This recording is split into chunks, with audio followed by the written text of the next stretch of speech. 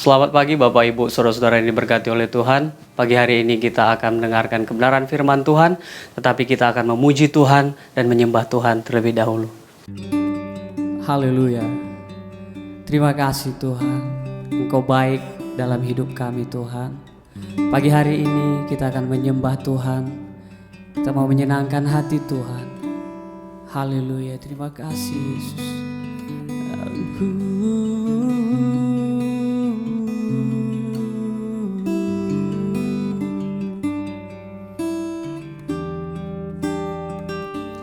Yesus, Kau kebenaran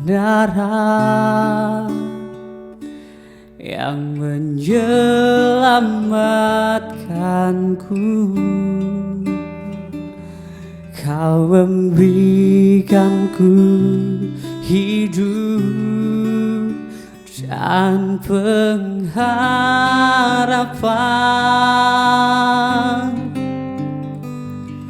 Ku ikut kehendak-Mu, ku perlu anugerah-Mu. Ku nyatakan janji-Ku kepadamu.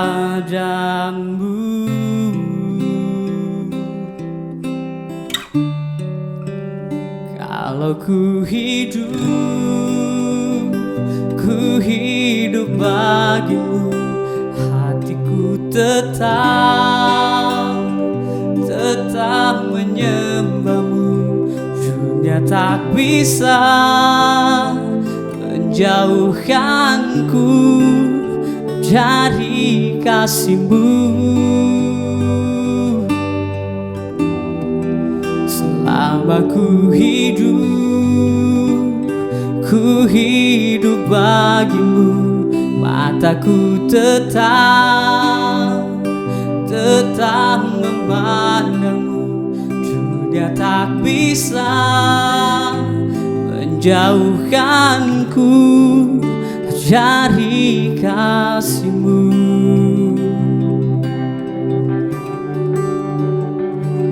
Ku ikut kehendak-Mu, ku perlu anugerah-Mu. Ku nyatakan janji-Mu kepadamu.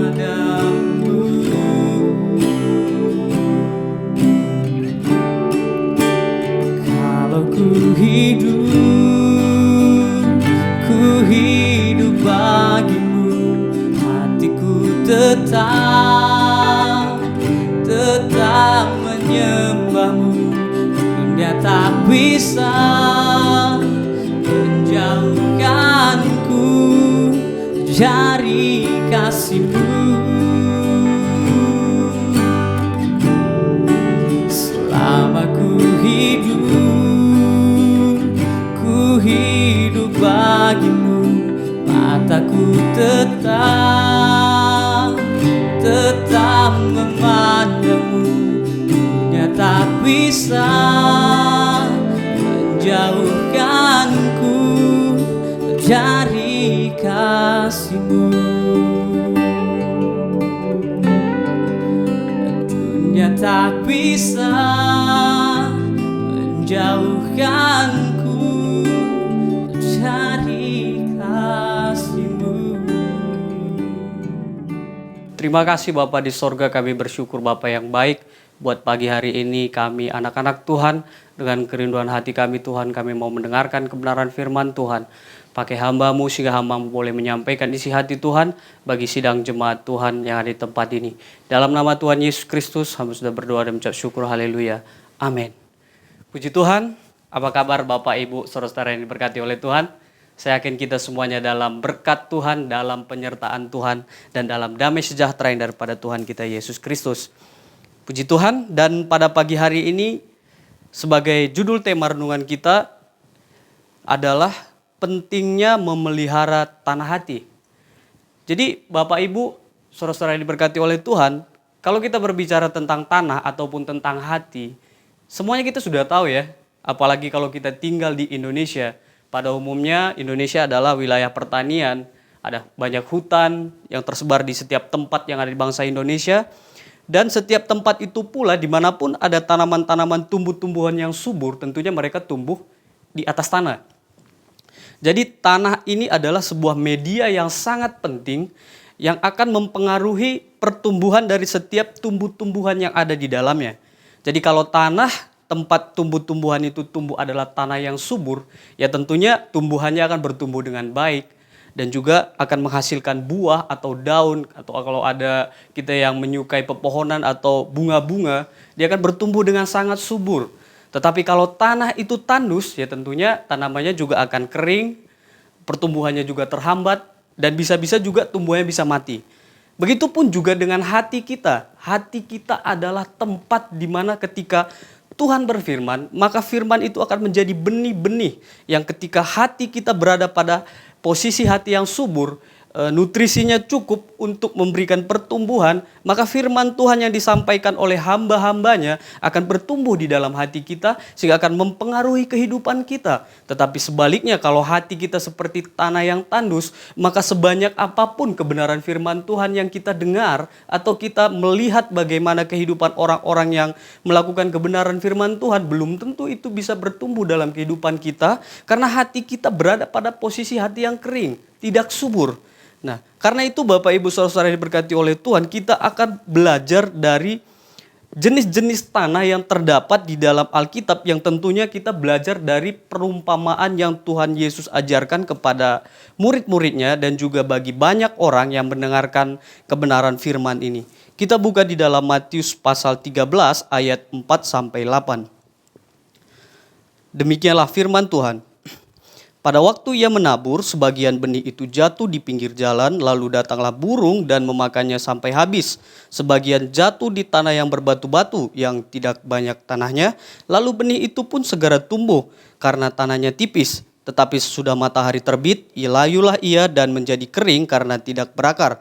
Sebagian lagi jatuh di tengah semak duri, lalu makin besarlah semak itu dan menghimpitnya sampai mati.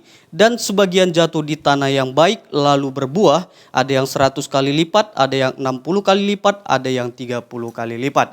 Nah di sini Bapak Ibu saya akan berbicara bagaimana tanah-tanah ini sebenarnya kalau saya perhatikan adalah tanah yang subur. Dan saya yakin dan percaya juga bahwa setiap anak-anak Tuhan, kita sudah Tuhan percayakan memiliki hati-hati yang subur untuk ditanami benih-benih firman Tuhan. Tetapi permasalahannya adalah di dalam proses perjalanan firman itu berada di dalam hati kita, kita harus bertanggung jawab untuk memeliharanya. Jadi tidak cukup kita biarkan firman Tuhan itu masuk dan kita tidak pernah memberikan sesuatu yang baik dalam kehidupan kita, tetapi ketika ada firman yang disampaikan oleh hamba Tuhan atau kita belajar dari kebenaran firman Tuhan, maka tentunya kita harus melakukannya. Itulah sebagai bentuk bagaimana kita memelihara firman itu sehingga firman itu tidak lenyap begitu saja. Jadi di sini kita bisa lihat ada 4 jenis tanah. Dan tentunya yang paling baik adalah tanah yang keempat. Nah, walaupun tanah ini sudah baik, saya yakin semuanya tanah-tanah yang baik, tetapi ketika itu tidak dipelihara, itu dibiarkan begitu saja, terjatuh. Ataupun ada banyak permasalahan-permasalahan yang menghimpit kehidupan anak-anak Tuhan, itu bisa menghambat pertumbuhan kebenaran firman Tuhan itu. Jadi tujuan kita adalah kita harus merawat hati kita, kita pelihara. Sama seperti ketika kita bercocok tanam, maka kita akan melihat, memperhatikan apa-apa saja yang dibutuhkan oleh tanaman itu. Ya tentunya kita akan perhatikan tanahnya dulu. Kalau tanahnya subur, ketika kita menanam sesuatu tumbuhan di dalamnya, dia akan bertumbuh dengan baik. Tetapi tidak cukup kalau tanah itu hanya subur, tetapi kalau dia tidak mempunyai air yang cukup, pohon itu pun akan mati atau tumbuh-tumbuhan yang kita tanam di dalamnya tidak akan bertumbuh dengan baik. Maka kita juga harus merawat, kita mungkin memberikan pupuk, kita kasih obat, kalau mungkin ada banyak bakteri-bakteri yang terdapat di dalam tanah itu, kita akan berikan pupuk-pupuk kimia mungkin atau obat-obat kimia supaya bakteri-bakterinya mati dan tumbuh-tumbuhan yang kita tanam itu bertumbuh dengan baik. Begitupun dengan hati kita. Lalu bagaimana cara kita untuk memelihara hati kita? Ya tentunya kita akan terus-menerus membangun hubungan kita dengan Tuhan. Jangan tinggalkan persekutuan. Teruslah setia untuk beribadah kepada Tuhan, berdoa. Usahakan kita mengambil waktu-waktu pribadi kita untuk fokus membangun hubungan secara pribadi dengan Tuhan. Itu akan merawat hati kita. Sehingga semakin hari hati kita akan menjadi seperti tanah yang subur.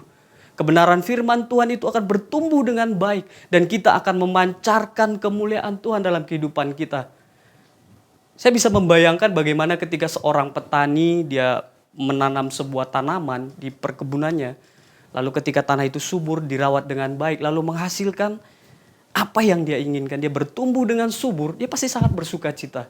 Begitupun Tuhan, ketika Tuhan menaburkan kebenaran firman Tuhan dalam hati kita, dia mengharapkan ada buah yang dihasilkan. Maka daripada itu kita harus menjaga dan merawat. Hati kita adalah bagian yang terpenting dalam hidup ini. Karena saya yakin dan percaya kalau hati kita mulai kekurangan nutrisi atau kebenaran firman Tuhan hilang dari dalam hati kita, maka hidup kita pun akan hancur. Kita tidak akan bisa bersuka cita. Maka yang terjadi adalah kita mungkin akan membenci semua orang. Lalu kita berpikir semua orang itu berbuat jahat kepada kita. Padahal sebetulnya mereka tidak tahu kesalahan apa yang mereka lakukan, tetapi kitalah yang bermasalah dengan hati kita. Apa sebabnya? Karena kita tidak memelihara hati itu. Karena itu Bapak Ibu saudara-saudara yang diberkati oleh Tuhan, sangat penting kita untuk memelihara hati kita supaya hati kita selalu menjadi tempat yang terbaik untuk firman Tuhan terus ditaburkan. Semakin banyak benih-benih yang ditaburkan, maka hasilnya pun akan semakin banyak. Dan hidup kita akan semakin hari semakin bersuka cita. Dan kalau ibarat sebuah pohon yang tumbuh di sebuah tanah, semakin besar pohon itu, dia akan mempunyai manfaat yang lebih banyak lagi. Begitupun dengan kehidupan kita, kalau kita terus bertumbuh dalam kebenaran firman Tuhan, apa yang Tuhan taburkan dalam hati kita terus kita pelihara, maka hidup kita pun akan menjadi berkat bagi banyak orang. Itulah yang Tuhan mau.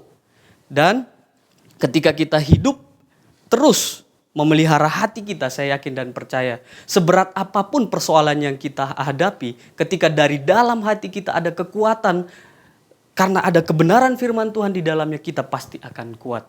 Karena itu Bapak Ibu saudara-saudara yang diberkati Tuhan, marilah kita sama-sama menjaga hati kita, agar hati kita seperti tanah yang subur, yang akan menghasilkan buah-buah yang berlipat kali ganda. Puji Tuhan, sekian firman Tuhan yang dapat saya sampaikan pada pagi hari ini, kira boleh memberkati kita semuanya. Mari kita berdoa. Terima kasih Bapa di sorga, kami bersyukur Bapa yang baik buat kasih karunia Tuhan dalam kehidupan kami. Ajari kami Tuhan agar kami tahu bagaimana cara memelihara hati kami, agar terus murni di hadapan Tuhan, menjadi hati yang subur. Kau memberkati seluruh sidang jemaat Tuhan, Kau pakai kehidupan anak-anak Tuhan dimanapun mereka berada. Terima kasih Bapa di sorga, kami mengucap syukur di dalam nama Tuhan Yesus Kristus. Haleluya. Amin. Selamat pagi, selamat beraktivitas. Tuhan Yesus memberkati.